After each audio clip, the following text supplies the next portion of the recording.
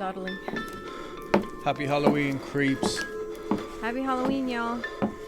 I think it's Well, it's it's tomorrow. tomorrow. But Yeah, but still. Halloween. Yay. All right. Anything exciting happened this week? Yeah, but I can't talk about it because it's a work thing. Oh, yeah, well. But, I mean, when you don't have too much going on, work things kind of like make you all a tither. You know? It's like, ooh, something new and out of the routine. Yeah, we're leading a pretty boring life right now. Yeah. Our number one fan is here with us. Pork Chop. Yeah, the chop. Yeah. She just turned 3. in September. Yeah. Or maybe October. I don't know. She's one of our 2 cats. I was not a cat person ever. And then when I lived in Canada, we found these lovely little kittens in the warehouse where I worked. And I said, no, thank you. And then I agreed to babysit one of them for a week. And then the person just never took her back. So Pork Chop is our cat. And she flew down to Texas as well, like a champ. Yeah. She was a good girl. Yeah, now she is large. And then our other cat, Max, we found him in... My work parking lot. Yeah. Mm-hmm. When was that? In March? That was in March. So we were going to take her to the vet and then take her to the ASPCA. Take him. Him, sorry. And they turned her down because of him because of COVID. And yeah, literally that day, because I took him to the ASPCA and I was like, hey, found this cat, we don't have room for him. And they were like, oh, just today we shut down everything because of Corona, so now we have 2 cats. Yeah. And that's your cat information for this week. So enjoy. Right. So it's my story first this week. And I have just titled it Halloween. Cool. My sources are insider.com, Reader's Digest, WBOC.com, Medium.com, a New York Times article from 1981, an LA Times article that was from like 1955 or something and then revisited later, the Vintage Woman magazine, and Vice.com. So I'm going to ease us into this with a few Halloween facts. Halloween 1926 was the day that Houdini died. Halloween 1938 was the day when Orson Welles did his War of the Worlds prank in, I think, like New Jersey or something. Did you ever hear about this? No.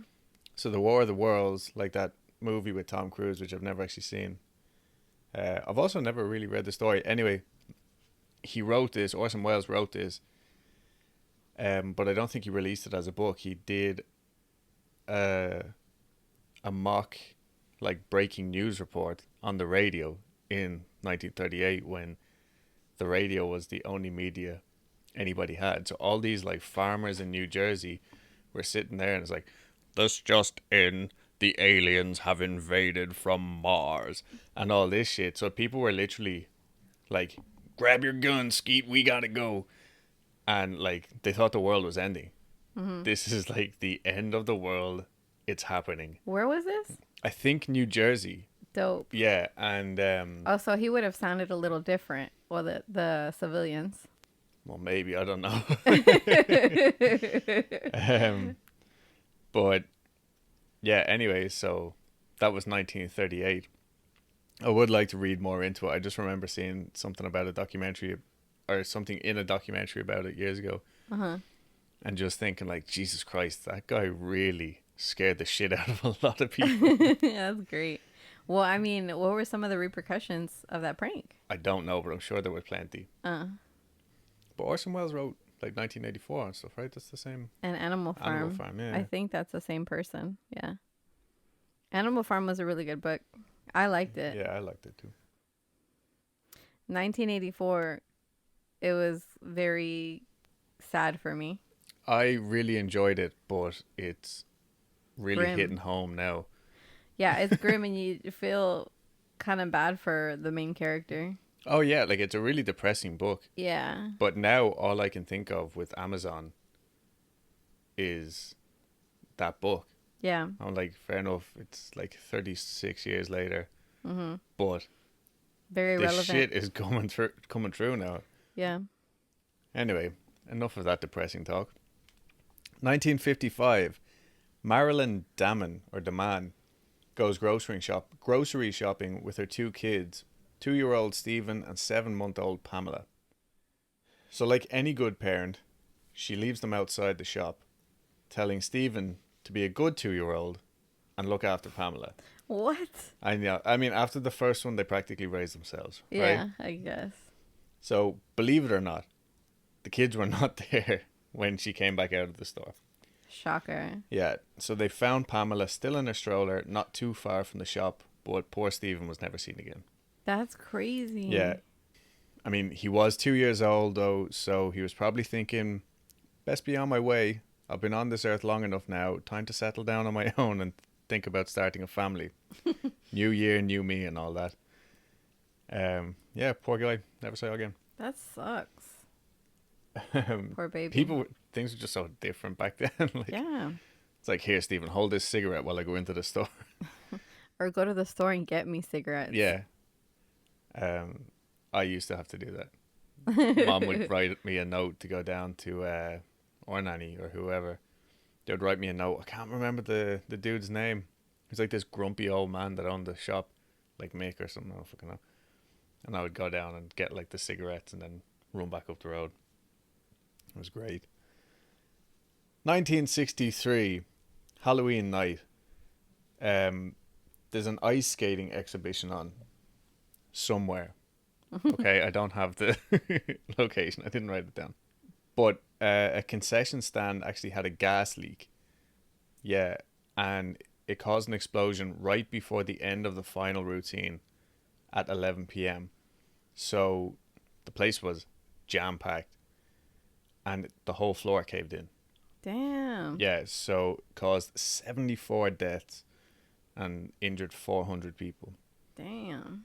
Yeah, so that was 1963.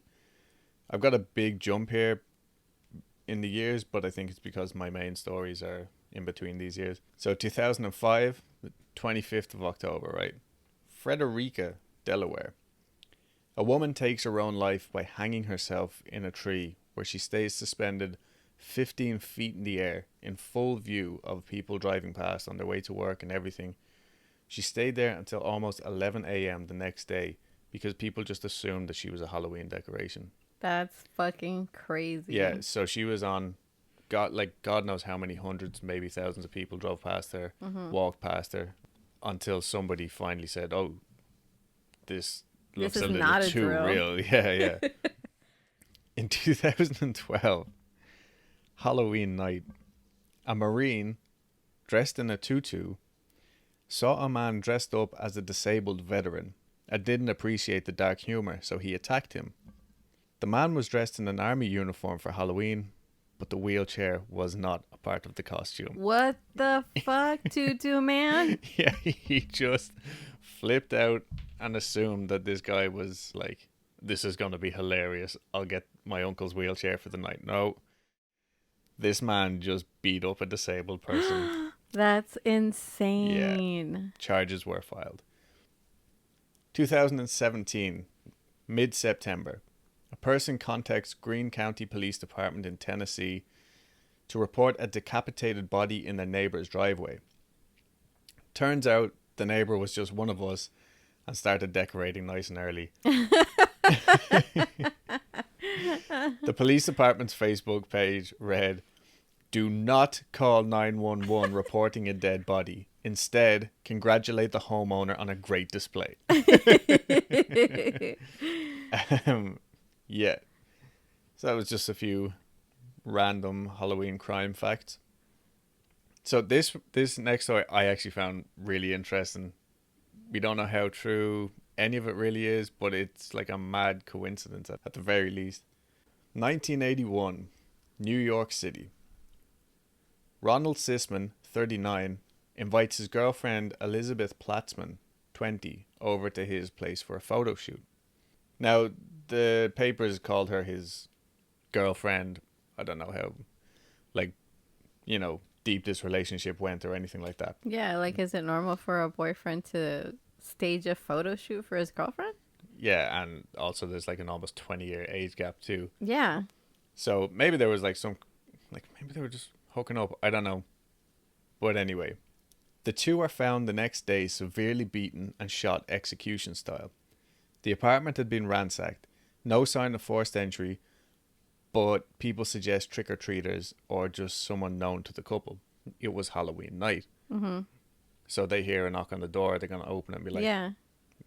Take this candy or maybe fuck off, children. Maybe it was the girl's or the dude's actual wife or boyfriend. I mean, yeah, like possibly. I don't think he was.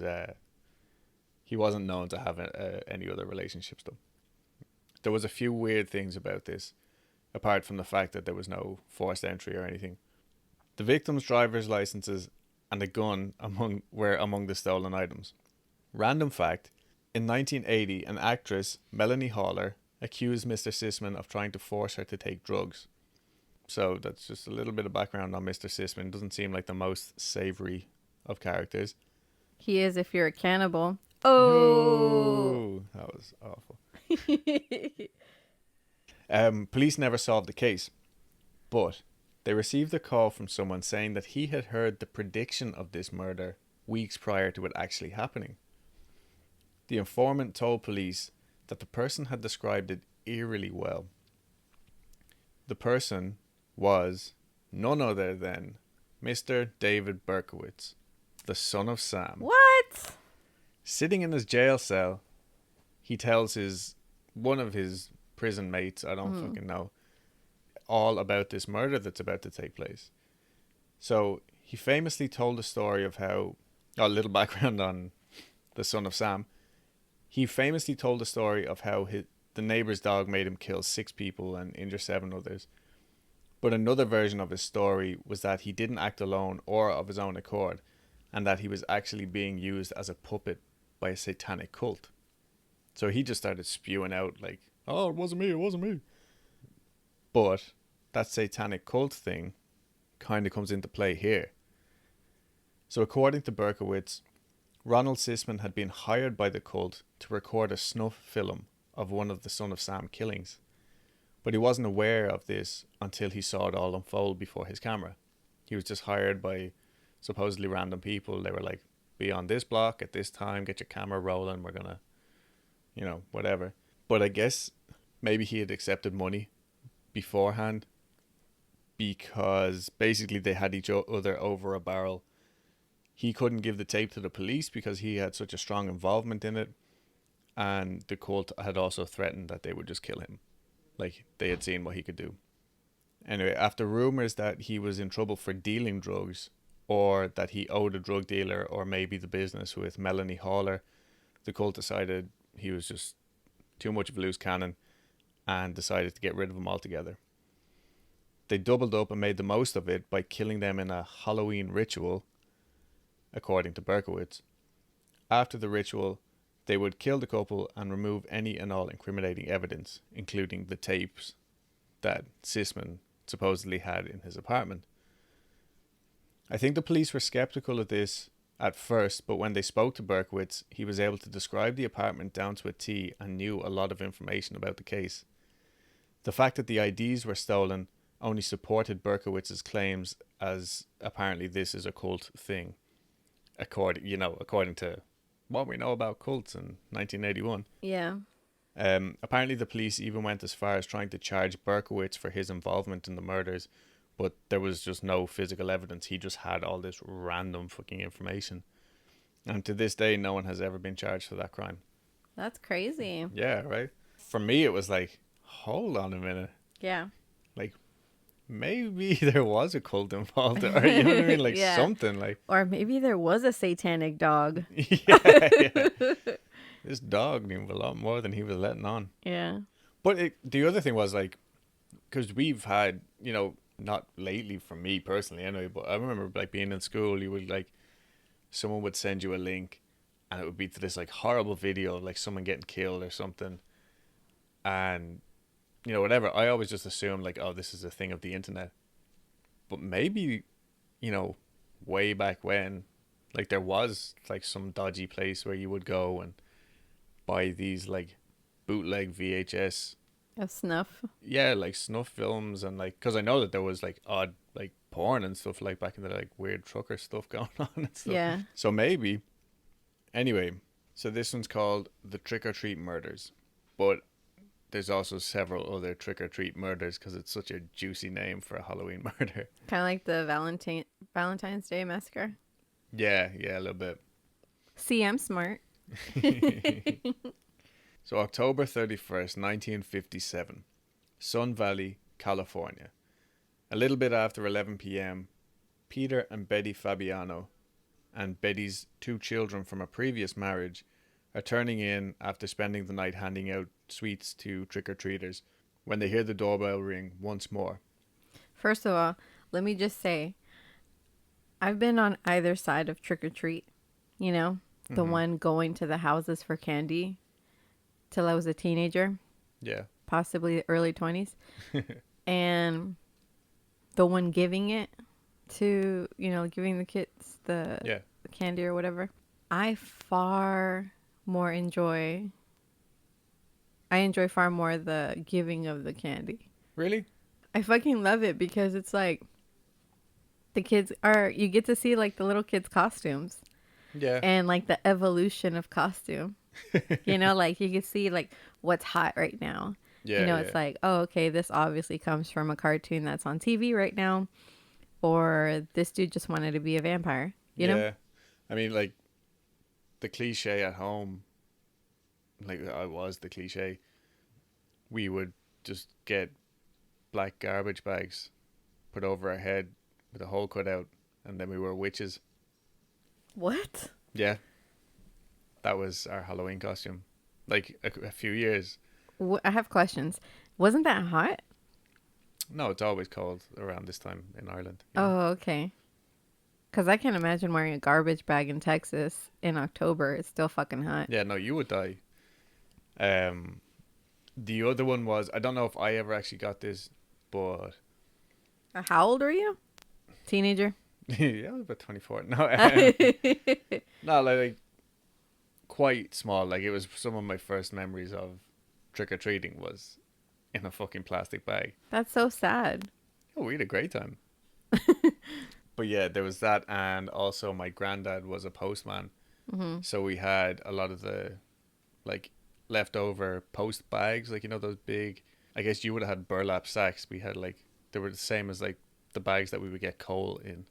Okay. But it said like on post, like the name of the postal company on it. Uh-huh. So Granny would just hand those bags to kids and be like, there you go, you're a postman, go. That's funny. Yeah. Go get candy. Yeah. Leave me alone. Pretty much.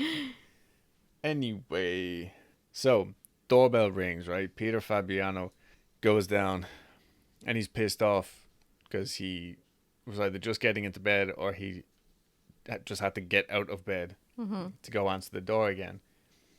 And his wife, Betty, hears him say, "It's a little late for this, isn't it?" I'm assuming that's how that's passive-aggressive comment. Yeah. Standing in front of him, this trick-or-treater is taller than most, dressed in blue jeans and a khaki men's jacket and red gloves, face painted poorly, wearing a domino mask. I googled what a domino mask is. It's what like Robin used to wear from Batman and Robin. Like the ones that just cover, like the old-fashioned burglar masks that just cover the eyes. Yeah. Anyway, this person raises a brown paper lunch bag and answers in a voice that sounds like a man impersonating a woman, "No." Inside the bag is a .38 Smith & Wesson revolver. Mr. Fabiano is shot in the chest and collapses at his own front door. Betty, after hearing all this, rushes to him frantically, and her daughter, Judy, who was 15 at the time, calls the police. Peter is rushed to hospital, but dies from his injury.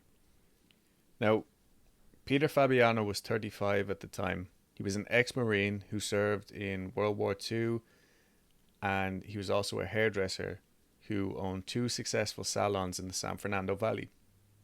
Papers speculated that it seemed like a gang-style assassination, but when police looked into his background, other than a misdemeanor charge for working as a bookie in 1948, his record was as clean as a whistle. So Peter's life looked picture perfect from the outside. Loving wife, kids, house, his successful like double business thing going on, the works. So we'll leave him there for now. Goldine Well, Pizer. he's not going anywhere. Goldine Pizer. First of all, what a cool name. Yeah. Goldine. Is it for a dude or a chick? It's a lady. Sick. Yeah, so she was 42, described as bookish and matronly. Bookish? Yeah. Oh, bookish. It's like Basically, she wears glasses. Yeah, and like she looked matronly. It was the 1957's media's way of saying like, well, she's not much of a looker. Like Mrs. Trunchbull, you could describe her as Yeah, exactly. matronly. Patronly, maybe.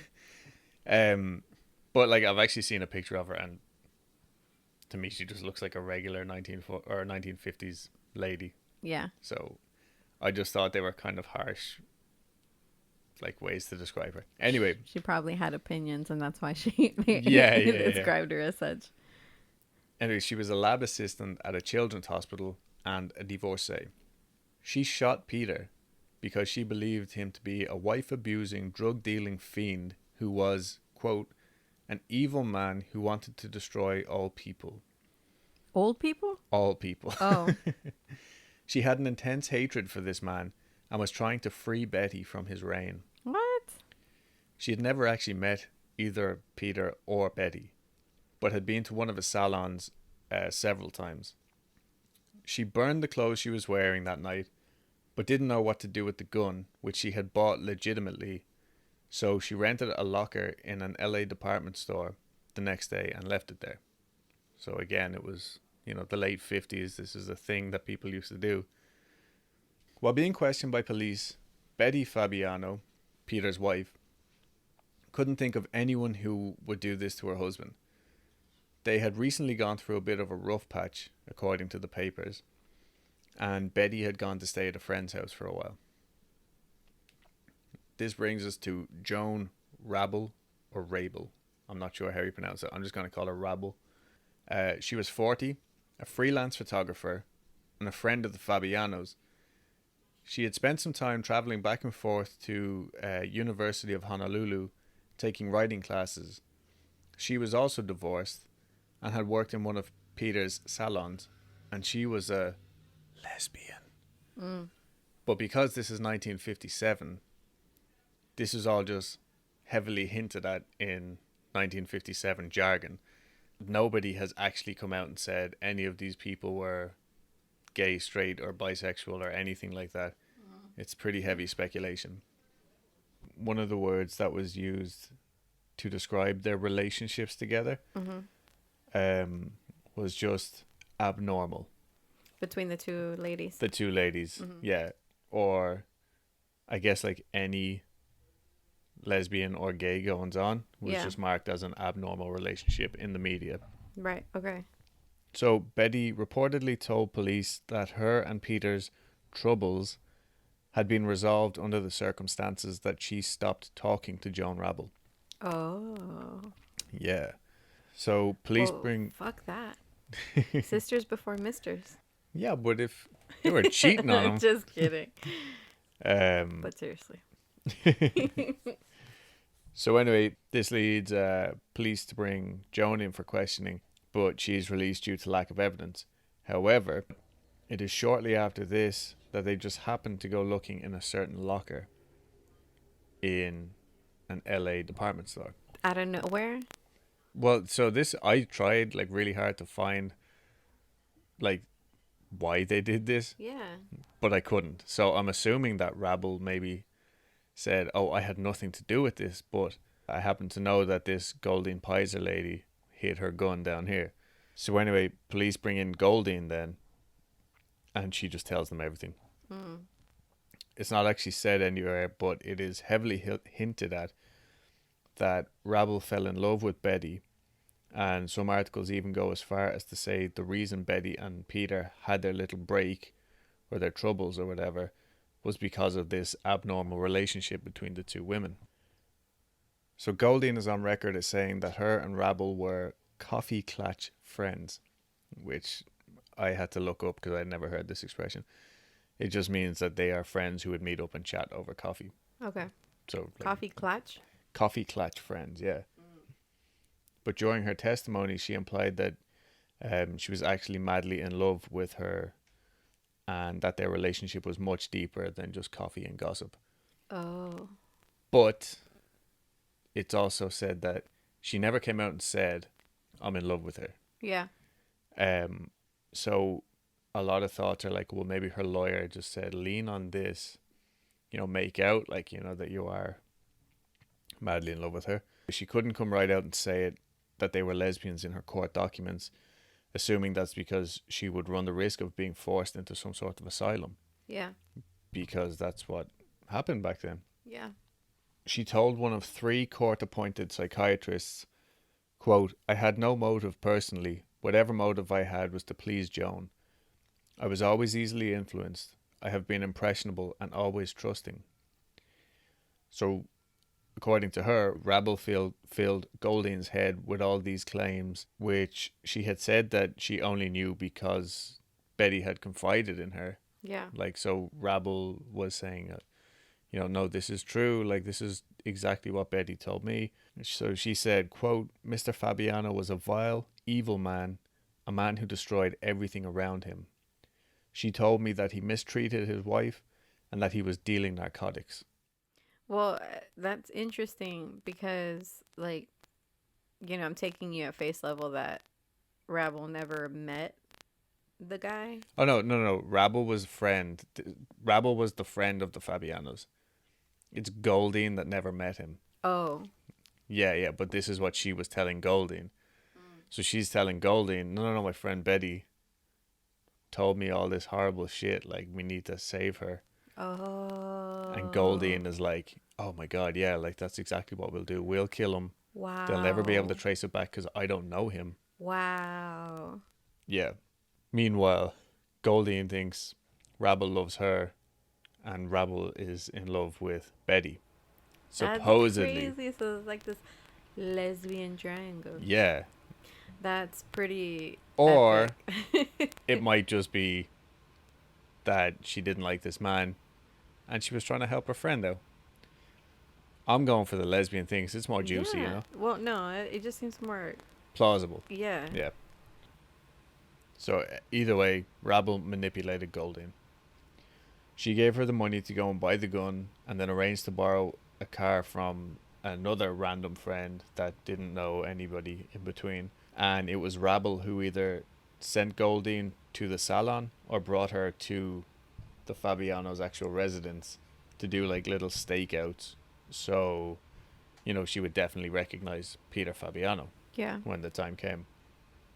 So on Halloween night, they sat outside the Fabiano residence for hours. Goldine in her makeup and man's costume, that's what they called it, waiting for the lights to go out. And once they did, Rabble said, all right, go do it. Very plain. That's wild, man. Yeah, so as soon as Goldine did the deed, she ran back to the car. Rabble kissed her and told her thank you.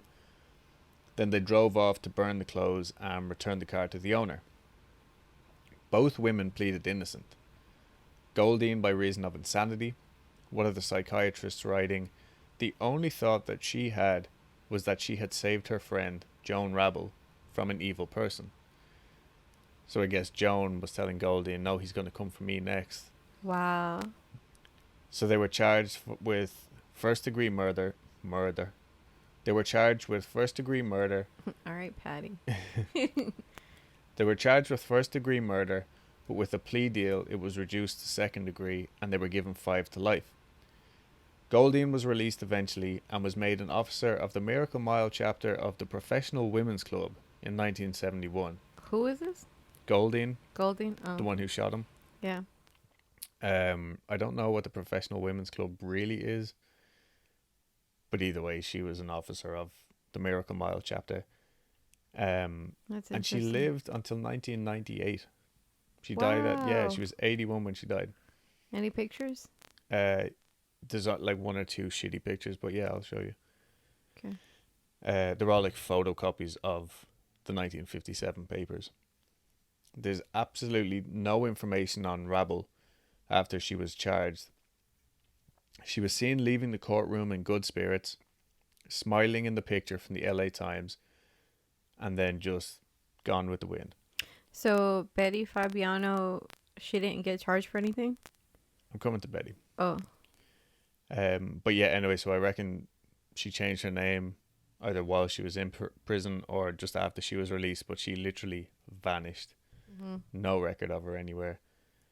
Betty Fabiano went on with her life and died at the age of 83, I think.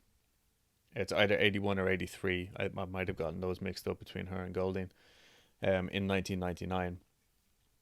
And Vice speculates at the end of their article, and I was thinking the very same things myself. Were Betty and Joan really in love with each other? Did Betty have something to do with the murder? Did Joan agree to serve time because Betty had kids that she couldn't leave? And did they ever reconnect? If they really were lovers, if Peter was a horrible abuser, I sincerely hope they were able to continue their relationship, and I sincerely hope Goldie knew and was just helping out her friends.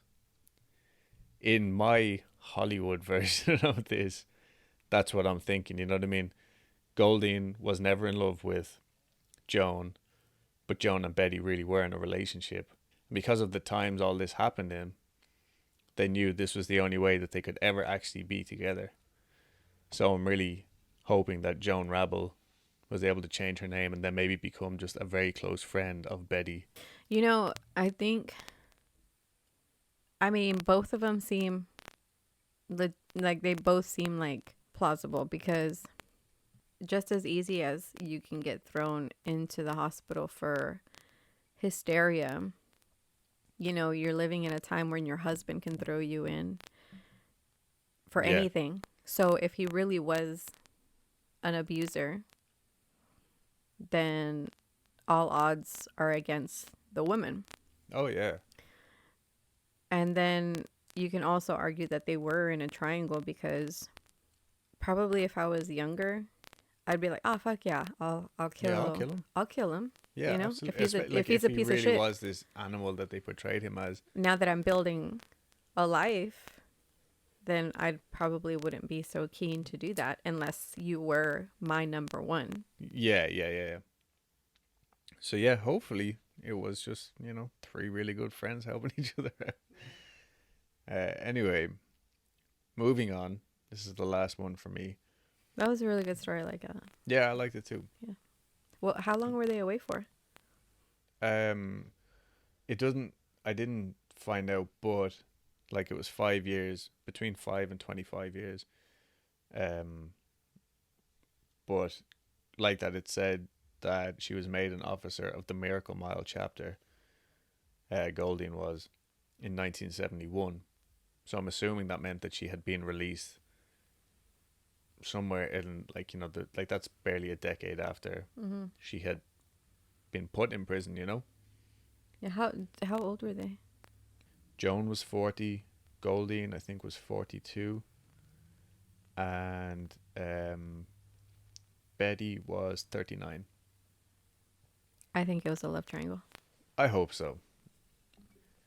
Anyway, this one is the real life Candyman, not Dean Coral though, Mm. but still in Texas. Oh no shit. October 31st, 1974, Deer Park, Texas. About 36 minutes from where we're sitting right now. Kids are out trick-or-treating and having a great time. Dean Coral had been killed the year before, so nothing to worry about. Sick. Timothy and Elizabeth O'Brien, aged 8 and 5, are out with their little neighbour Buddy, being chaperoned by their dads, Ronald O'Brien and Jim Bates. They arrive at a house that's in total darkness, but they try knocking anyway, hoping to get maximum haul. Nice. But there's no answer, so they just run on to the next potential treasure trove. Ronald hangs back just to make sure, because he thinks he hears something maybe in there, while Jim goes on with the kids. So Ronnie and Jim are friends?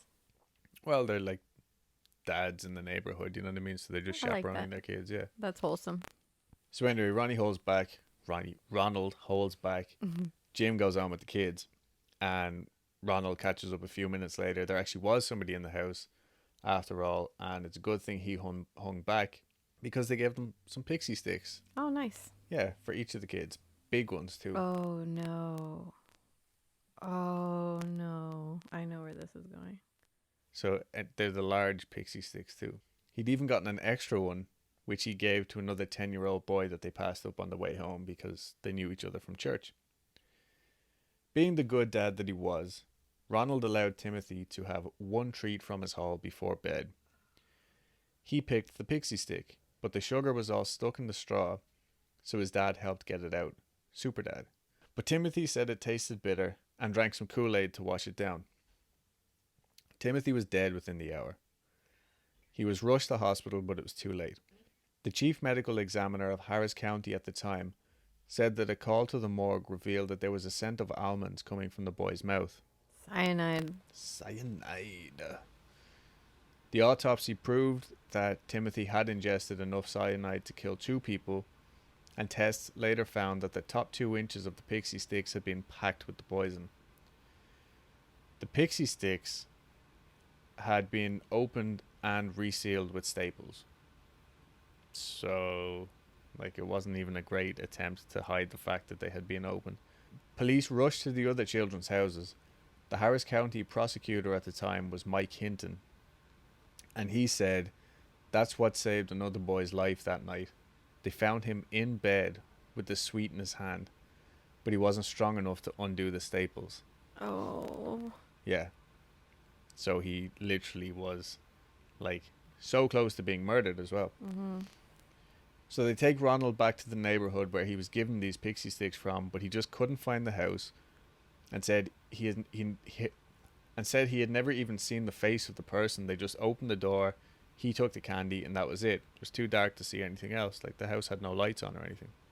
They took him out again a few days later, and this time they were, quote, pretty firm with him. So I think the police were like, look, this is bullshit. You have to go. We need to find this house. Your son is dead. This time he remembered the house, but the man who lived there wasn't home. He was at work, so the police went to Houston's Hobby Airport and arrested him in front of all his colleagues, made a big song and dance, because I'm sure at the time this was in every fucking newspaper, on every radio station, TV station. So they'd caught their Candyman. Turns out they didn't. This guy was actually working Halloween night, and his wife and daughter had been at home dealing with the trick-or-treaters, but they ran out of candy too early, so they just turned off all the lights so nobody else would, come looking for candy that they didn't have. That reminds me of the stunt the police pulled in The Outsider when he got arrested at his Little League. Oh, yeah, exactly, because they were like, they need the, we are the crimes fighters, whatever. Yeah. So anyway, Ronald, the loving father, had written a song about Jesus and Timothy joining the Lord in heaven, and got really pissed off with his family because they didn't want to stay up late on the night of the kid's funeral to see his song being broadcast on the local TV. It was being sung by some gospel choir, I think. So his priority was his song, not his son. Detectives soon found that Ronald had recently taken out insurance policies on both of his children for $10,000 each, and then a further $20,000 each in September of that year. They already knew that he was in debt of over $100,000. Again, 1974. That's a lot of money. Yeah. So Ronald had actually called his insurance company at 9 a.m. on All Saints Day, which is November 1st. Which is the day after his son had died. Mm-hmm. I'm pretty sure it was actually probably the same day on his son's death certificate, by the time they got to the hospital and all. With this information, they were able to obtain a warrant to search his house, where they found scissors with plastic residue on the blade, similar to the plastic from the pixie sticks. This was all they found, but it was enough to keep the investigation going. Ronald was taking classes in a local community college, and apparently he would ask his professor questions like, "What's more lethal, cyanide or another type of poison?" I don't know what type of classes these were, but those kind of questions were pretty out there regardless, like, unless it was a poisons class. Yeah. And that was the quote from the professor: "Cyanide or another type of poison." Another witness who worked for a chemical company in Houston said he remembered a man coming in to buy cyanide, but left when he found out the smallest amount he could buy was £5, and that was just far too much. So the witness couldn't identify Ronald as the customer, but he did remember that the person was wearing a beige or blue smock. Ronald was an optician. This was his uniform. They still had no solid evidence, however.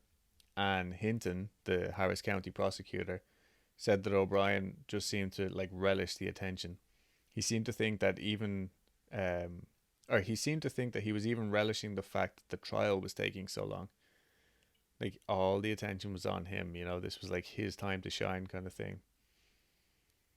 He maintained his innocence, entering a non-guilty plea, but his own family, friends, and co-workers all testified against him.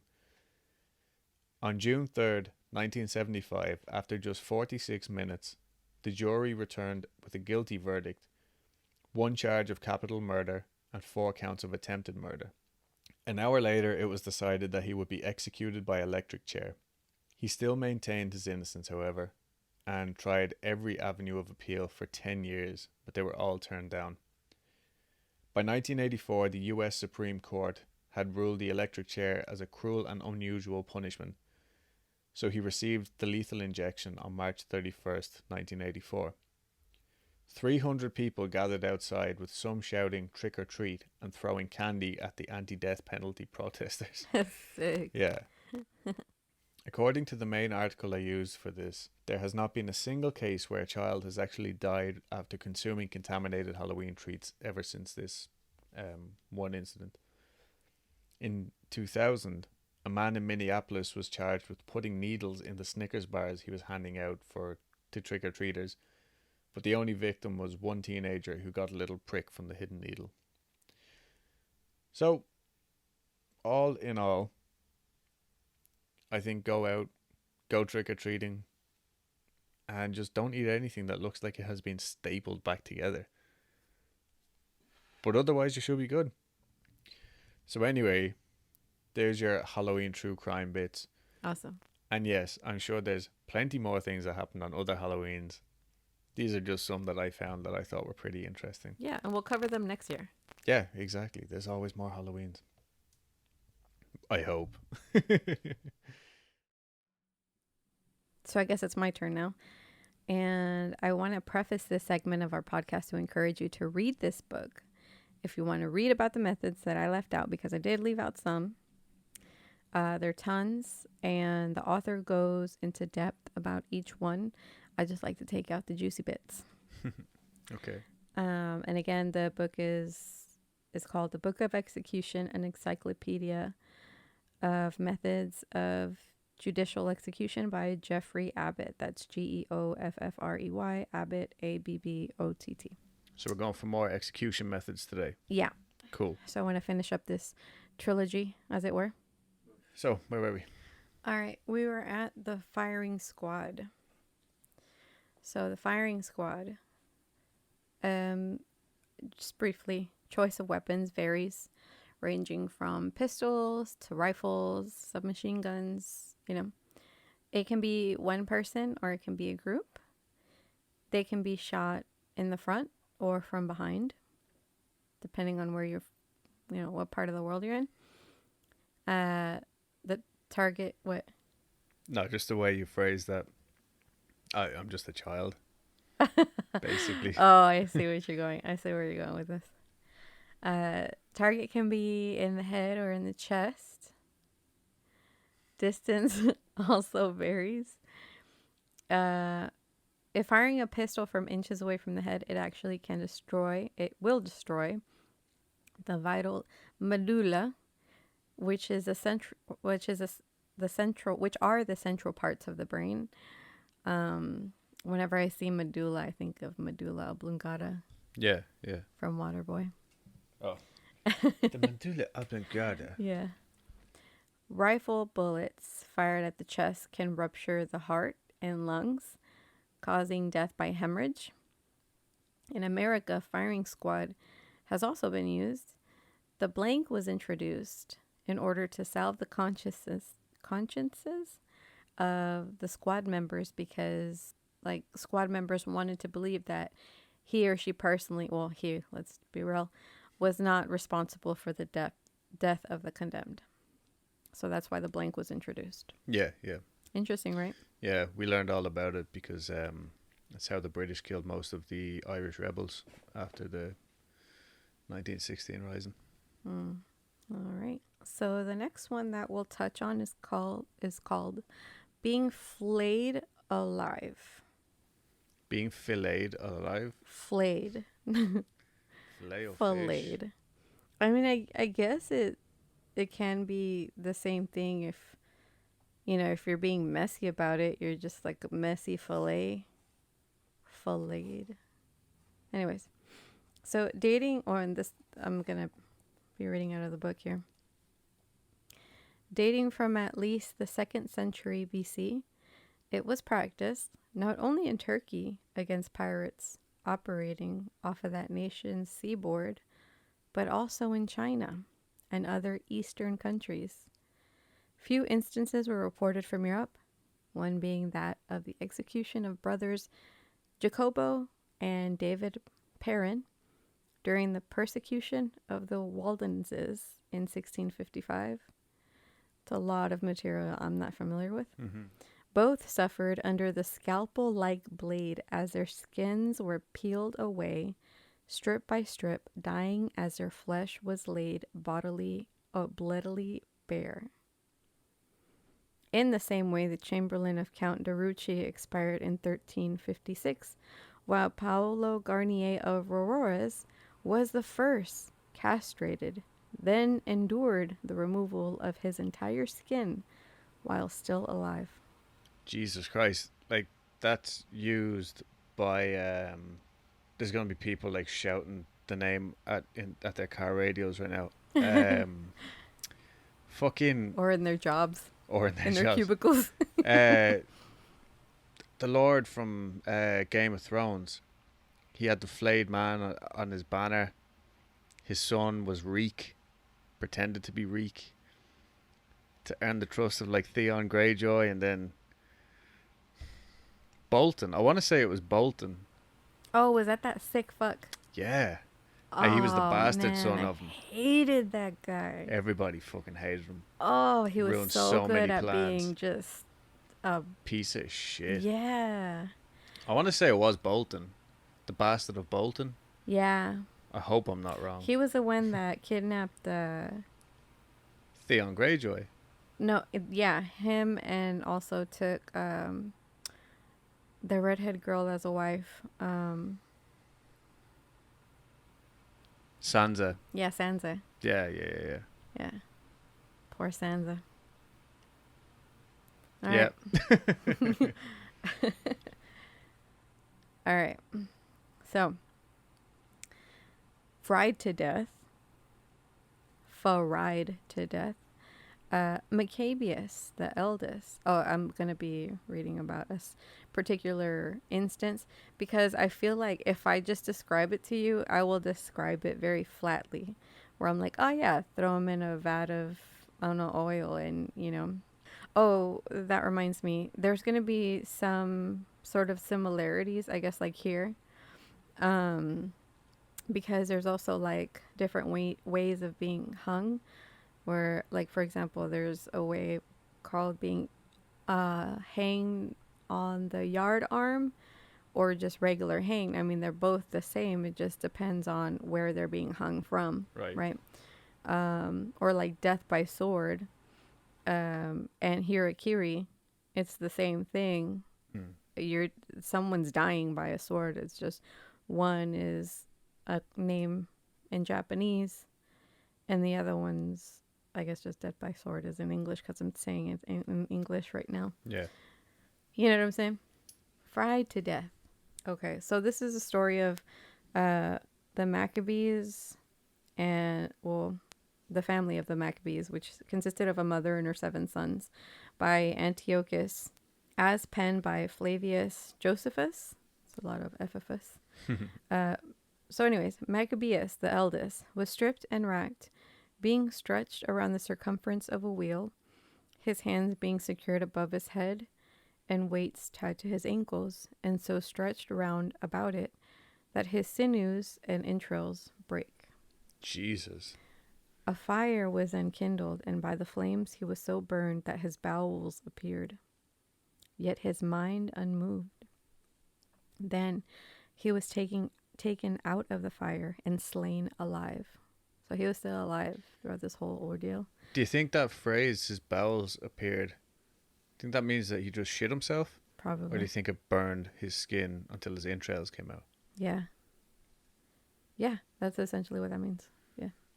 Fuck. Then he was taken from the fire and slain alive, his tongue being pulled out of his head, and he was then put into the frying pan to the end. Antiochus had devised a novel torture for the third, Makir, who was tied in such a way over a large globe that all his joints were dislocated. Then the skin of his head and face was pulled off, and his tongue was cut out before he too was dispatched in the frying pan. Fucking hell. Aerith, the 5th son, fared little better. After being tied head down to a pillar and near enough to a fire to be singed but not burned to death, he was pricked with sharp pointed instruments in most parts of his body, had his tongue torn out with red hot pincers, and was finally thrown into the frying pan. Their mother had been left to the last, I'm guessing in order to watch, but eventually she was ordered to be stripped, hung by her hands, and cruelly whipped. Her breasts were then cut off before she too was consigned to the bubbling liquids and fried to death. So they all had a really bad time then. Yeah, I'd say so. All right, moving on. Gas chamber. It was, I'll keep this as brief as possible. California traded in the news for a gas chamber in San Quentin prison in March 1938. The gas chamber was airtight and green and also shaped like an octagon steel cubicle. Bolted to the floor were 2 perforated seats. The temperature inside the room had to be kept at 80 degrees Fahrenheit. Otherwise, gas would condense on the walls and floor. Beneath each chair was a bowl, and above, suspended on a hook, was a bag of cheesecloth which contained sodium cyanide crystals. In the next room, the executioner would mix sulfuric acid and water, and he placed it in 2 1-gallon containers. When it was time, Yeah. a lever would get pulled, lowering the bag of pellets to mix with the mixture in the bowls, which was your acid and stuff. The effects were headaches, giddiness, vomiting, hyperventilation, and then eventually, collapsing and dying. And now we'll talk about, the obvious one, the Nazis. The first gas that the Nazis experimented with was carbon monoxide. Victims were forced onto a bus under the pretext of going somewhere. Windows were sealed shut, and exhaust fumes were piped back into the passenger compartment. This method was deemed too slow, and they were like, okay, we have to develop this. So another method was introduced in their concentration camps. Victims were undressed and herded into a large room with spray heads in the ceiling. So I guess this gave them a false sense of comfort, because they're like, okay, we're just gonna get hosed down or something. Well, yeah, they were told that they were going in for showers. Yeah. But instead of hot water, they were sprayed with Zyklon B, prussic acid, and it allowed Nazis to kill thousands in only 30 minutes or 5,000 in a single day. Wow. Yeah. Like I said, I'm keeping it very brief. Yeah. There's not brief. There's like lots to be said. But I'm just giving you like the bare bones of some of these. The gibbet, I think it's called, or the gibbet. It's a fitted iron cage that was used for sentences of slow deaths, of starvation and exposure. These body cages with inhabitants were hung on display. The gibbet had spiked stirrups at the feet and an iron bar between the legs at the crotch. So constant discomfort while you were in it. So basically just imagine like a force field around all of your limbs and your entire body is made of iron. Yeah. And that's what a gibbet is. The gridiron. And I wrote in my notes, it's basically a grill where condemned were broiled to death. They were kept in place by the executioner, who would use huge iron barbecue forks. Well, it said huge iron forks, but in my head, barbecue forks. So probably like a pitchfork type thing. Like. Yeah. The guillotine. Mary Antoinette. That's what you would think, right? What I included in this was really interesting things that I hadn't known about it, because like it was like a French thing, and there was also like predecessors of this thing that I'll talk about later, with a kind of different design that came from other countries. Anyways, I'll get into it. You'll see what I mean by, wow, that's fucking interesting. Before its invention, being broken by the wheel, beheaded by sword, burnings, hangings, all that stuff were used depending on the sex of the person and their crime, also their class. So anyways, Joseph Guillotine decided that this was inefficient, and he proposed that only one type of execution was necessary to remove, and that, another thing was necessary was to remove human error. So he was like, obviously, we need to design a machine. Yeah, of course. So, right. So in 1791, he proposed that all people that were condemned to die should die the same way. Sex didn't matter, class didn't matter, offense didn't matter. They should all die the same way. So in 1791, his proposition of that was approved, and also his proposition included that he should be the one to design a machine that would do this in a way that was efficient.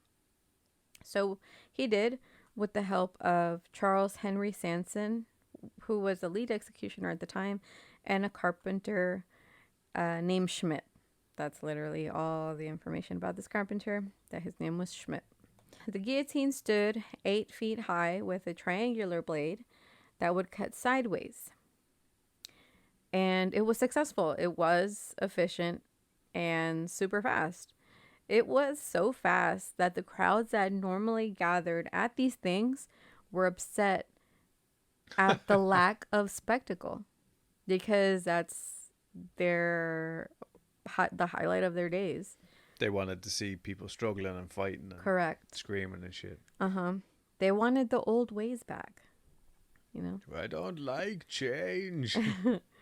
Eventually, once it was routinely used, the guillotine became a fashion statement, which I was like, what the fuck do you mean? So apparently ladies wore guillotine earrings. Nice. And brooches. There was also toy guillotines for children. Replicas for adults were made with toy figures of public figures. Like imagine like a Donald Trump little figurine inside of a guillotine. Where so when they were like the little blade was triggered, and the little the little toy would be beheaded inside was like a little surprise, anywhere from like perfume or like a liqueur Oh, inside that's the little really body. cool. Isn't that interesting? Yeah, yeah. So, another method of execution is gunpowder.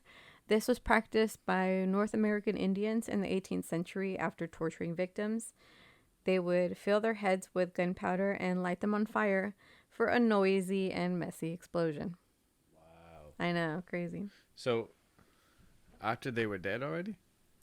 No, after torturing them. So how would they fill their heads, you think? Like just fill their mouths or something? Yeah. Jesus. Mm-hmm. So, like I mentioned before, the predecessor of the guillotine is the Halifax gibbet. It was a lot like the guillotine, but instead of a triangle or an angled blade, it was a square blade. The unique thing about this one is that the blade was kept at the top by a pulley system instead of like I think the guillotine was like a triggering mechanism, like you would just hit a switch and it would fall. Yeah. Whereas this one was kept up by a pulley system. And the reason why this is so interesting is because the end of the rope would be handed to the spectators for them to hold and let go of when it was time to kill the condemned. That's the crowd pleaser right there, isn't Yeah. it? It's like, and you fine lady, would you like to do the killing today? Yeah, it's crazy. But like it would be several people holding this rope. Yeah, it was like a group, a collective thing. Yeah, yeah. Yeah. All right. So hanged. I say hung, but I do think the proper term. It's I hanged. think when it comes to actually, like, to this activity, like, It is hanged. it is hanged. Okay. Yeah. Hanged. Hanged alive in chains. Hanged. Because when I say hanged, it sounds so stupid. But see, when I say it with an accent, I can hear each letter. I don't know. That's just me. Yeah. Anyways, I think so. the condemned would hang near the place where either the murder or robbery that this person was guilty of, where it happened. So they'd hang there until they died. This served as justice so that those who were wronged or affected by said robbery or murder could be satisfied in watching those who had wronged them suffer. And I have a weird story regarding being hanged alive in chains. He was hanged alive, yeah. Wait, in chains as in their hands and feet are chained. So the way that it described it here is that there would be there'd be a chain around the waist. Sometimes there would be a chain around the neck, around the legs. It just depends on the flavor of the day. But like, they were still hanged with a rope. No, just chains. Oh, that's what So I'm like asking. they'd be suspended by chains, and they were left up there to starve and die. Oh, I'm sorry. Not So to not being listening. kill immediately. Yeah. Wow. Yeah. All right. So here we go. Unusual case involving hanging alive. That dates 1383.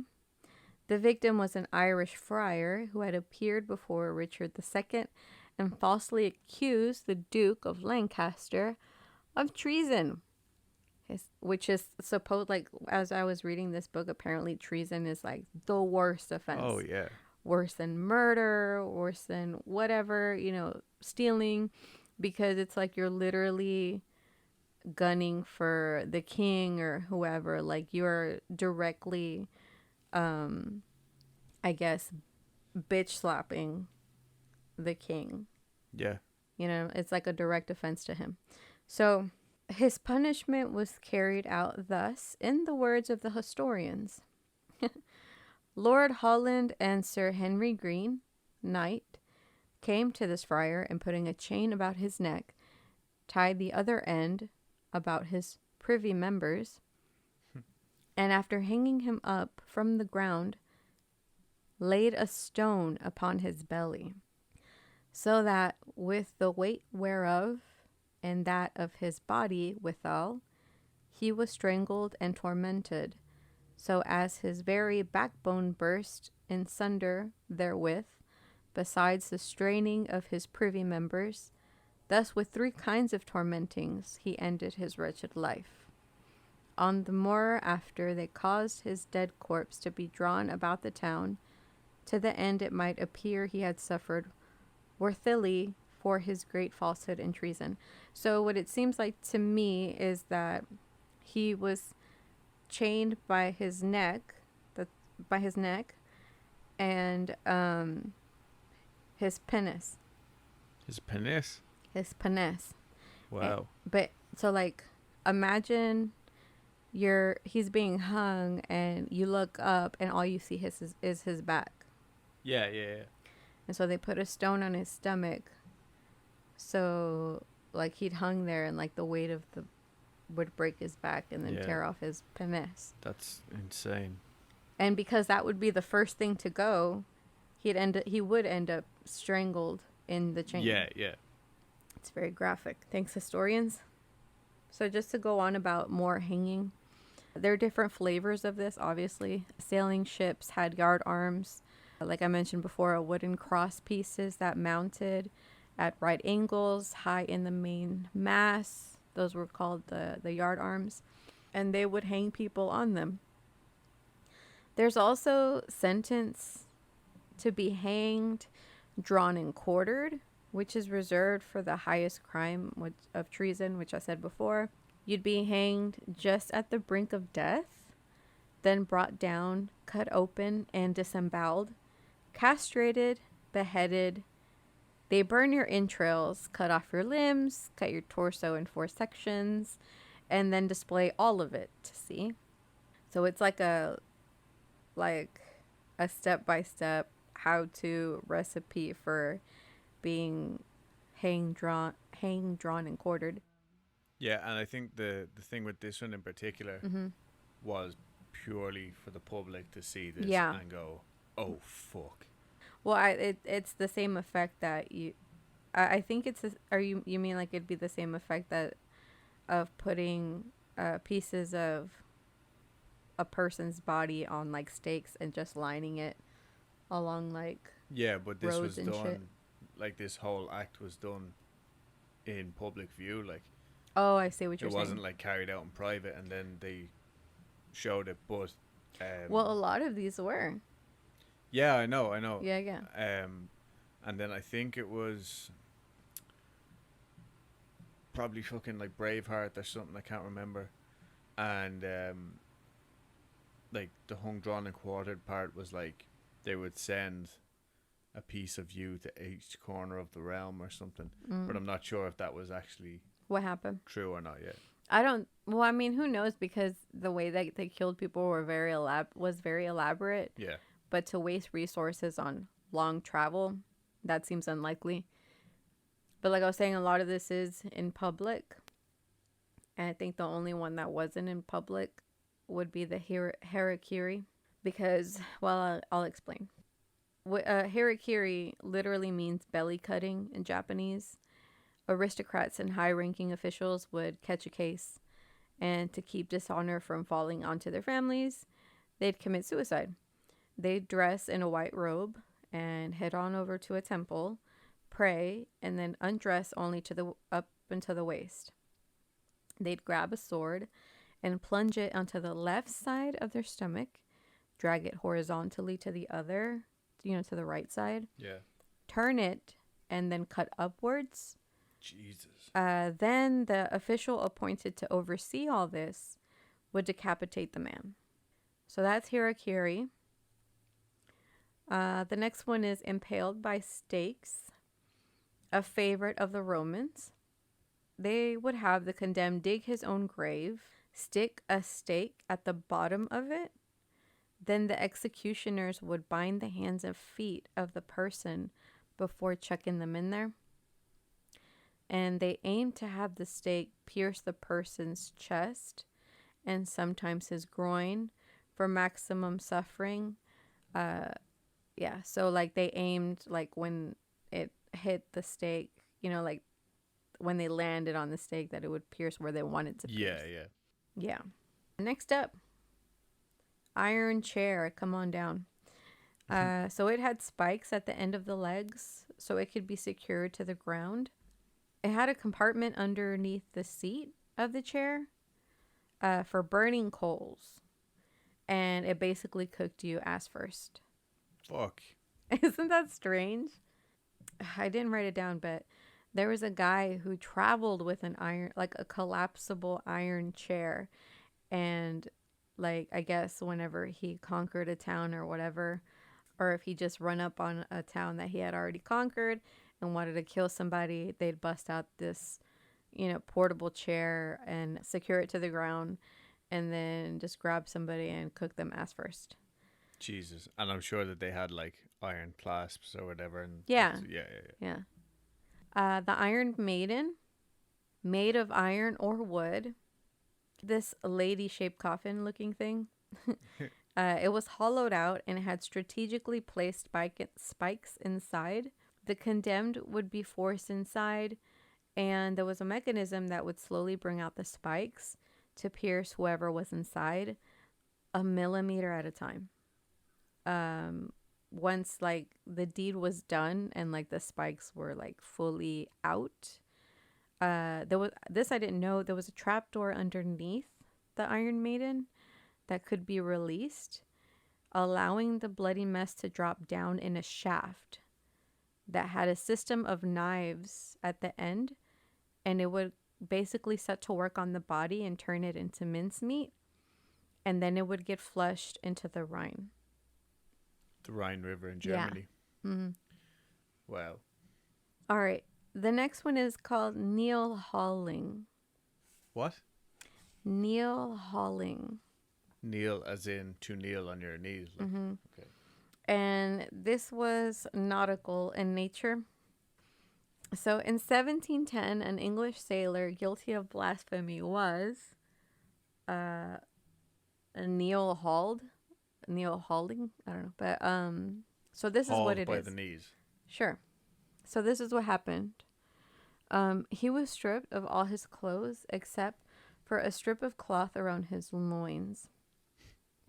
He was suspended by blocks and pulleys, and these were fastened to the opposite extremities of the yard arm. And a weight of lead or iron was hung upon his legs to sink him to a competent depth. By this apparatus, he was drawn close up to the yard arm and thence let fall suddenly into the sea, where by hauling the pulleys at the other end of the yard, he was passed under the ship's bottom, and after some little time was hoisted up on the other side of the ship. And this, after sufficient intervals of breathing, was repeated 2 or 3 times. It should be remembered that the height of the old sailing ships was considerable, the fall in itself resulting in possible injury being sustained on hitting the surface of the sea. I mean, how many times have you ever belly flopped? That shit hurts. And then to be dragged, half drowned, across the hull, which was invariably encrusted by barnacles, limpets, mollusks, and other marine creatures, their shells rasping flesh and muscle off one's bones. Oh, so it wasn't like they were just going willy-nilly through the sea. They were actually being like grated against the bottom of the ship. Yes. Fuck. Yes. They're being grated across the bottom of the ship. Yes, that is what happened. I was having visions of like, remember Finding Nemo when they're on the turtle's back going through like the mad slipstream. Mm-hmm. In my head, that's kind of what it looked like, except he was tied by a rope. I was like, this doesn't sound too bad so far. Like, no, like I didn't know that like ships collected these sort of sharp things underneath, like the bottom of their boats. Yeah, they live on them like they would on a rock. Yeah, I didn't know that, but yeah, so basically he'd be dragged underneath the boat, which I think is very creative. Yeah. Like, who the fuck would have thought that? I mean, who the fuck thinks of all of these things? That's like true. the Iron Maiden. That's true. Like, oh, let us make a coffin, yeah, and have the spikes come out, but only 1 millimeter at a time. Yeah, was 1 millimeter at a time. Very precise. Yeah. So anyways, lethal injection, which is really a 3-in-1 injection. You're initially relaxed with sodium thiopental, then pancuronium bromide that stops your breathing and makes you unconscious, and finally potassium chloride, which stops the heart. Real like simple, wrapped up in a bow. But of course there was like learning curves. I think one of the longest execution by lethal injection was 40 minutes. Yikes. Yeah. So Mazzello is the next one. So this was widely employed by in 18th and 19th century Italy. Probably one of the most brutal methods, and required minimal skill on part of the executioner and superhuman acquiescence by the victim. So here it is, folks. The standard procession brought the victim and his confessor onto the scaffold, where waited the black-clad and masked executioner, leaning on a long-handled mallet, the Mazzello. So the mallet was a Mazzello. Okay. After prayers had been said for the salvation of the condemned man's soul, the executioner would move round to stand behind the felon, and after a couple of preliminary swings of the weapon, just to get him warmed up, would bring it down with a crushing force on the victim's head. That done, he would kneel over the crumpled figure on the scaffold boards, producing his knife. He would then proceed to slit the unconscious man's throat. So basically, he would just get crushed to death. So it was like a big cartoon mallet, like. Basically. Boing. Yeah. I mean, like, art imitates life, right? So, the mill wheel, in almost the same way as the early Christian martyrs were executed by the Romans, like being tied around the circumference of a wheel, which was then propelled over a series of spikes. So during the First World War, Serbs accused of aiding the enemy or of spying were put to death by the Austro-Hungarian troops by being bound to the paddles of a watermill wheel. The wheel was then set in motion, and each time the half-drowned victim surfaced, he became the target for the bayonets of the waiting soldiers. Wow. That's fucking weird, isn't it? It's There's like, a lot it's going like on the in that guy's one. like, oh my god, I'm drowning. He comes out and he like breathes fresh air, but then now he's got these assholes with bayonets just going at him. Yeah. And then he goes back in the water again. This one's fucking gnarly. Nail through the ear. In 1929, when the tyrant Bacha Sachau, 1929? it says, yeah, Yeah, 1929. wow. Having deposed King Amanullah, ruled the mountainous country of Afghanistan with savage cruelty and torture, he dispatched his rivals in many different ways. Dispatch, that's an interesting way of saying that. One method was to tie them over a cannon's muzzle and fire the gun. But a more agonizing death he reserved for Ali Ahmed Jan, Emir of Jalalabad, for he crucified his enemy to the ground and then drove a long nail through his ear and into his brain. Oh, okay, yeah, because I was thinking That, yeah. like a nail through the ear, like anyone could, that's no problem. Yeah, but he was But like, if it was going in that way, like I was thinking like you would get your ear nailed to a table or something. Yeah. And that's fine, but like not through the brain. No. So here's a weird one. It's called necklacing. This malignant practice had been widely used by gangs in South Africa during recent years and consists of placing a car tire around the neck of a bound victim and setting it alight.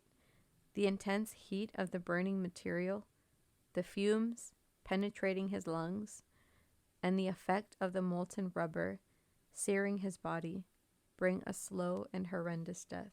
Yeah, I remember seeing that on the news once. Like that's insane. Like as in recent times, as in like the last 20 or 30 years, like it's not a... That's why I said in recent times. Yeah. And in South Africa. All right, so pendulum, it's a slow way to die and a mental torture at the same time.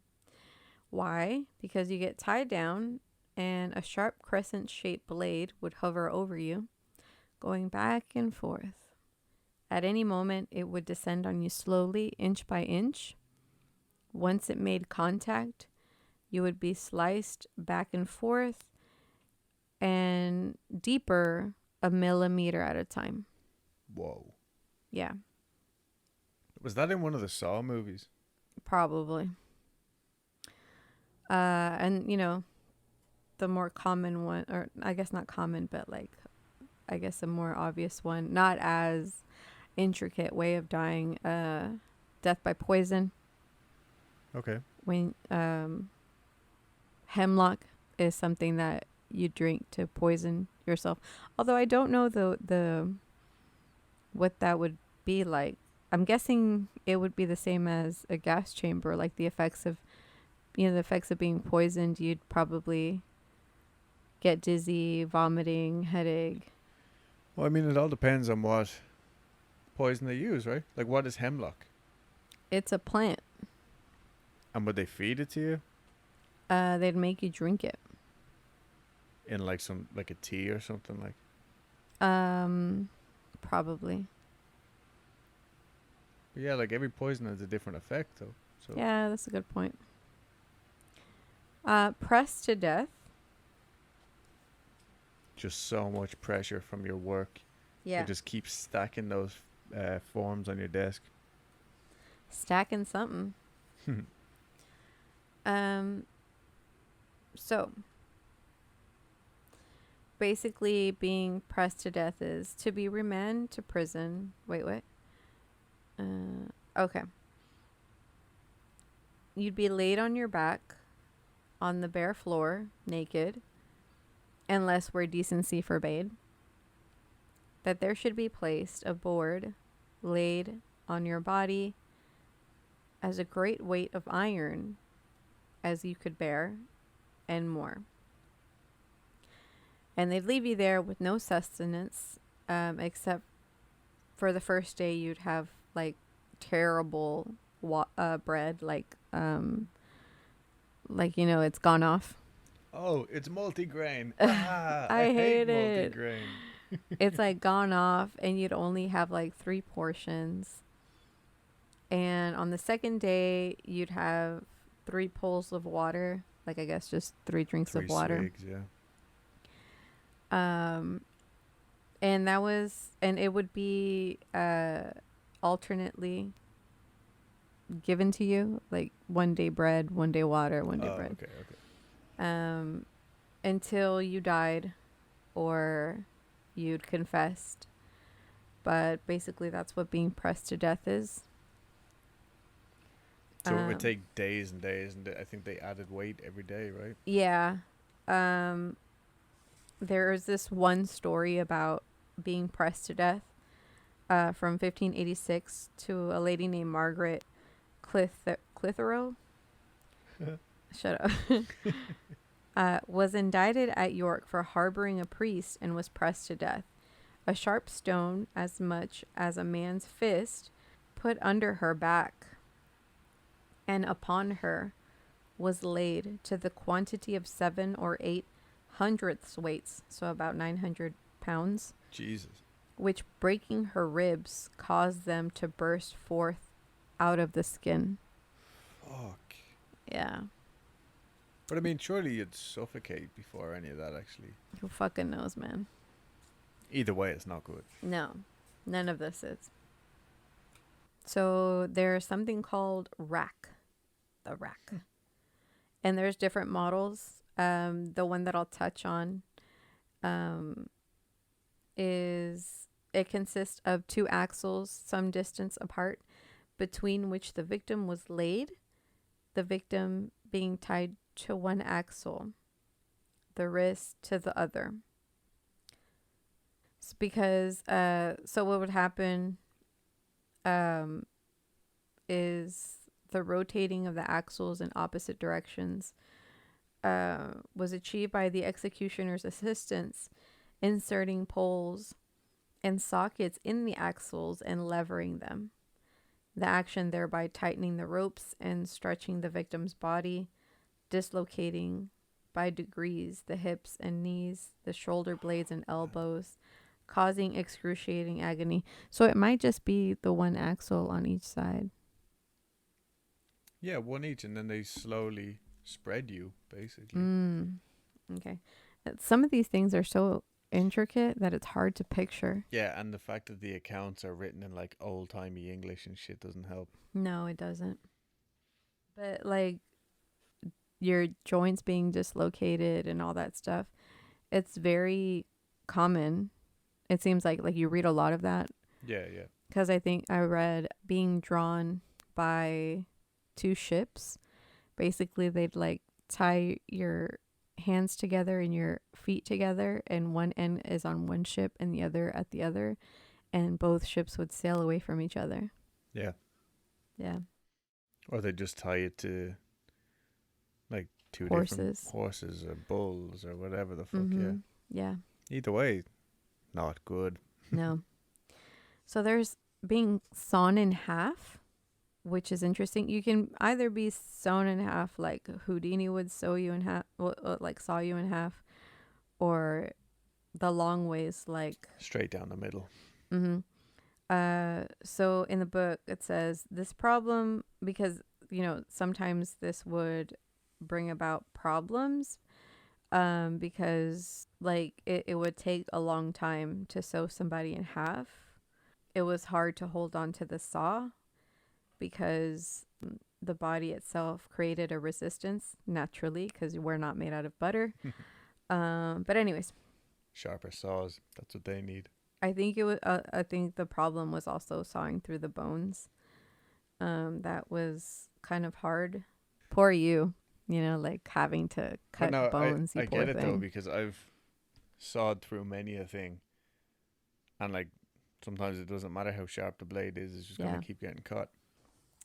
So according to the author, this problem was neatly solved by the Chinese. Their victims being secured in a standing position, pinned between two wide boards, firmly fixed between stakes, driven deep into the ground. The two executioners, one on each side, would then wield a long two-handled saw, working downwards through the boards, cleaving them and the enclosed victim into two halves. And he added, no lubrication for the saw was necessary. I guess the blood's lubrication enough, right? Yeah. Yeah, but that's basically what it is. I mean, imagine like an ice cream sandwich. You have an ice cream sandwich and you place it so that it's standing. And imagine two people on either side of this sandwich just cutting down the middle from the top to the bottom. And you're the ice cream. That's what it is. All right. So the next one is scaphismus. Scaphismus. So when I read this chapter, I wrote in highlight all of it, as in read all of it. Oh God. So it must have been good. All right. So this account was written by a historian named Zonaras, who was alive during the 12th century, and he's describing the method of execution, scaphismus. The Persians outvie all other barbarians in that in the horrid cruelty of their punishments they employ tortures which are peculiarly terrible and long drawn out, one of the worst being the boats. Two boats are joined together, one on top of the other, with holes cut in them in such a way that only the victim's head, hands, and feet are left outside. Weird. This seems like kind of like the ice cream sandwich thing that I said before. Anyways, within these boats, the man to be punished was placed lying on his back, and the boats were then nailed together with iron bolts. Food is given, and by prodding his eyes, he is forced to eat, even against his will. Next, they pour a mixture of milk and honey into the wretched man's mouth until he is filled to the point of nausea, smearing his face, feet, and arms with the same mixture. And by turning the coupled boats about, they arrange that his eyes are always facing the sun. This is repeated every day. The effect being that flies, wasps, and bees, attracted by the sweetness, settle on his face and all such parts of him as project outside the boats, and miserably torment and sting him.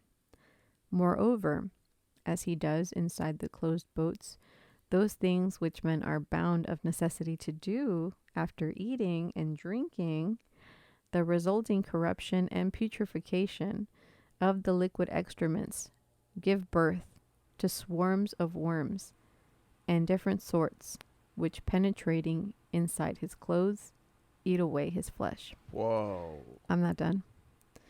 Thus the victim, lying in the boats, his flesh rotting away in his own filth, is devoured by worms and dies a lingering and horrible death. For when the upper boat is removed, his body is seen to be all gnawed away, and all about his innards is found a multitude of these and the like insects that grow denser every day.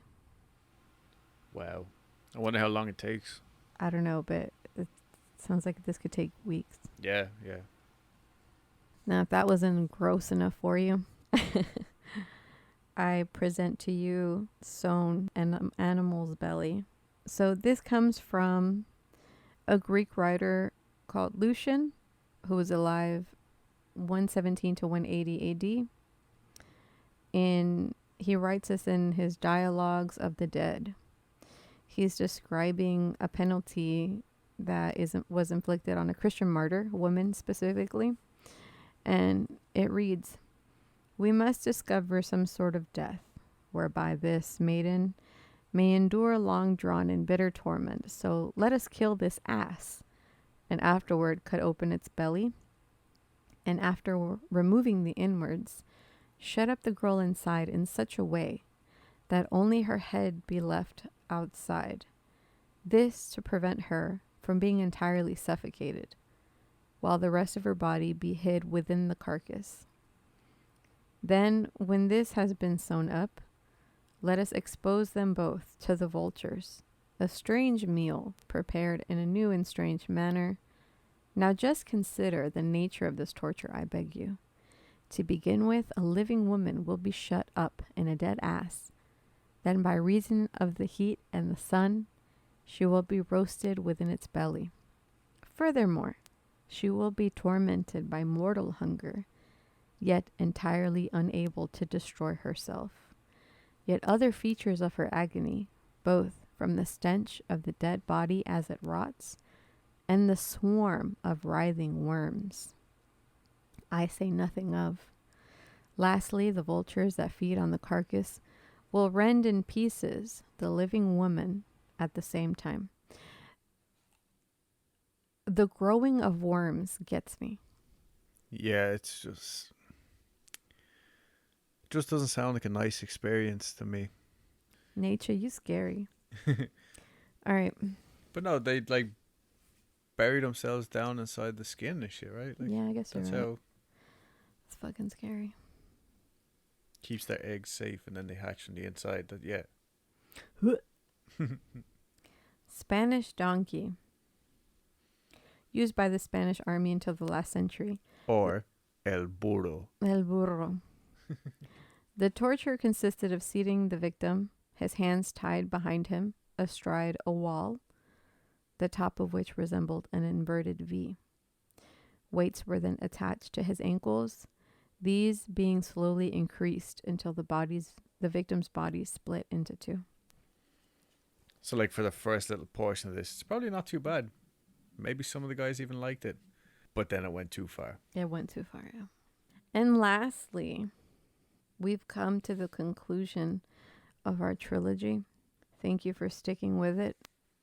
If you did, and if you didn't, whatever. You're dead to us. All right. And this one, I also wrote all of it. So. Okay. I think it's because it was just so in depth. Should it be thought that this method, would be, yeah, you know what? I'm going to read this to you like it's like some sort of crazy dramatic saga. Okay. You ready? Yeah. All right, cool. Should it be thought that this method would be infinitely preferable to that of being executed by 1,000 cuts, second thoughts are earnestly recommended, there being little to choose between them when it came to degrees of suffering. Practiced and perfected in the Far East by past masters in the art of delicate butchery, the only instrument required was a finely honed knife. Wielding this with exquisite accuracy, the executioner would remove the victim's eyebrows with the first 2 strokes and pare the shoulders to the bone with cuts 3 and 4. The breast were amputated with the next 2 strokes, cuts 7 and 8, then carving away the flesh between hands and elbows. Numbers 9 and 10, strokes of the now dripping blade left the victim bereft of the flesh of his upper arms, while that, covering his thighs, was sliced off with strokes 11 and 12. The calf muscles of each leg now fell away with the application of the next couple of strokes, and then came the one fervently anticipated by the hideously mutilated wretch, for far from being the unkindest cut of all, number 15, was the coup de grace, the knife thrust through the heart. Even though he was now butchering a corpse, the executioner continued the ghastly sequence. Cut number 16, remove the head. 17 and 18, detached the hands. 19 and 20, severed the arms. And the next 2 lopped off the feet. And with the 2 final flourishes of the blade, the legs were expertly detached from the hips, thereby reducing that was once a man to nothing more than a torso, a decapitated head, and a collection of limbs, all weltering in a mass of blood-soaked flesh. Wow. The end. You know what the worst part of that for me was? The calves. For some reason, it was like the calf muscles fell away. Yeah. Ah. Sick. My calves are pretty loose as it is. I do not have like glorious calves in the slightest. They're pretty gelatinous. Mm-hmm. I can see that happening. Yeah. How they would fall away. Yeah. How they wiggle away, as it were. Yuck. So, yeah. Well, that was horrible. Thank you very much. Yeah. I feel like I'm the one that always like rains on people's parade. You bring the tone down. Yeah. It's like we were having fun, but then she started talking. She keeps talking. No, I think we have both had some nasty subjects that weren't overly laughable. Yeah, rather unsavory. Yeah, but well, hopefully next week we can make fun of someone's misery. Although we have been doing that throughout this whole execution thing. Yeah. Or at least I have been. Yeah, I mean, ice cream sandwich. I think you just want an ice cream sandwich. Yeah. Or an ice burger, as we call them. You call them burgers? Yeah, but it's like a play on words, like it's in iceberg. Iceberger. Oh. Can you go to the store and get me some? No. Okay. That's okay. Guess what time it is? Is it time for a listener story? Listen to story time. Give it to me straight. All right. This is from Bubbles9512. Sick. They say, I'm pretty sure it's a her. I'm just trying to double check. They didn't specify. So I'm going to say them. Okay. A few years back, my husband and I owned this beautiful house. Everything was perfect about it. I've always been sensitive when it comes to the paranormal, seeing, hearing, etc. So a few months after moving into this home, I started feeling as if I was always being followed around the house by someone, despite being home alone with my 3-month-old daughter. As the months passed, the activity grew. And one day, I was sitting in the living room on the couch, and I could hear as if someone was walking down the hallway, dragging their hand down the wall as they were getting closer to where I was. The footsteps and dragging stopped at the end of the hallway, and out of nowhere I could feel the cushion beside me on the couch move down.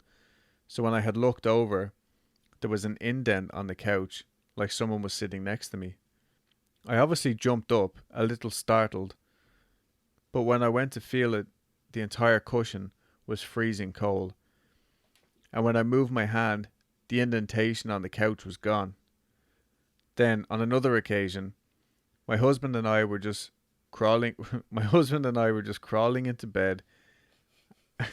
Like they were just crawling. Yeah, that's what we do on Sundays. That's what I read. My husband and I were just crawling. I was like,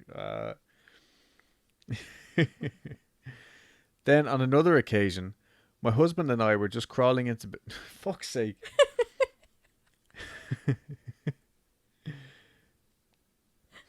You ready? Then, on another occasion, my husband and I were just crawling into bed, and from our bedroom we could hear the kitchen cupboards opening and shutting repeatedly. I ran to the kitchen, thinking someone was in the house, but nothing was there, and 2 of the cupboards were open. So I shut them and went back to the room just for it to happen all over again. This kept happening throughout the night, but it was only that night, and it never happened again. And that is her story. That is their story. My bad. Yeah. Sounds like a poltergeist. That does sound like poltergeist activity, but not the invisible someone sitting next to the person on the couch. It could be. You think? I think it sounds more like just a residual thing. No, because like a poltergeist or infestation, depending on who you ask, is just it could be spirits or demons just manipulating the environment around whoever their focus is. Well, I didn't actually mean residual. I just meant it sounded like, to me, like someone maybe who used to live in the house before. You know? Yeah, maybe.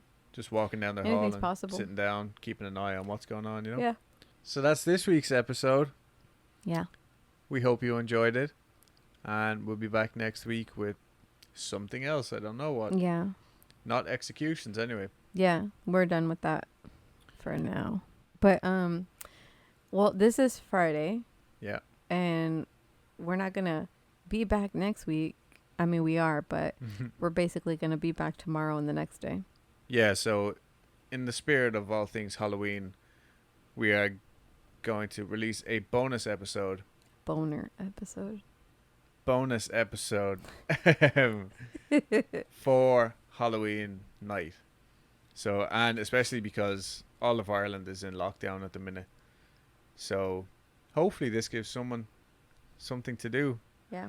Take their mind off being locked inside their house all on their own. This is for you, Ireland. Yeah. This for you. So yeah, stay tuned and all that jazz. Make sure to go follow us on Instagram, Twitter, Facebook, YouTube. Find us on whatever podcast app it is that you use. If you can't find us on there, let us know. We'll get on there. Yeah, if you can't find us on the podcast platform that you're listening to us right now on, I don't know what to do for you. Shut it.